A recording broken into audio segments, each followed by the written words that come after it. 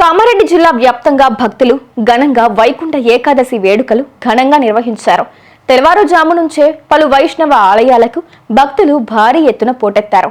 వైష్ణవ ఆలయాల్లో భక్తులు ప్రత్యేక పూజలు నిర్వహించిన అనంతరం భక్తులకు ఉత్తర ద్వార స్వామివారిని దర్శించుకున్నారు.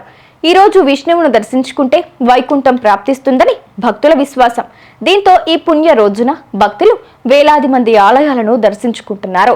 జిల్లా కేంద్రంలోని గోపాలస్వామి రోడ్లో గల ఆలయంలో స్వామివారిని దర్శనం చేసుకునేందుకు సుమారు కిలోమీటర్ మేర క్యూ లైన్లో నిలబడ్డారు. భక్తులతో ఆలయాలు కిటకిటలాడాయి.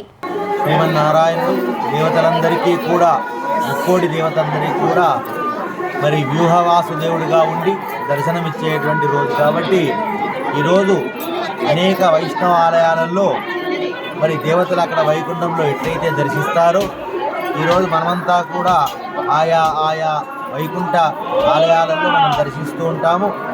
ఈ దర్శనం పుణ్య విశేషం చేత మోక్షం అంటే సాక్షాత్తు వైకుంఠనాథుని యొక్క సన్నిధానానికి చేరడం అన్నట్టు.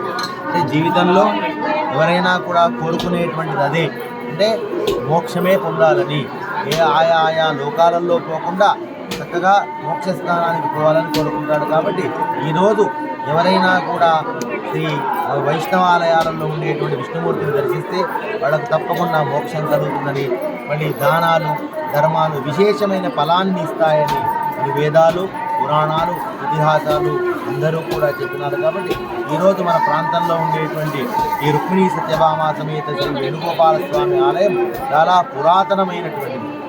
అంటే దాదాపుగా 300 సంవత్సరాల ఆలయం. కాబట్టి ఇటువంటి ఆలయాన్ని వేల మంది భక్తులు ఉదయం నుంచి సాయంకాలం వరకు దర్శించుకుంటున్నారు.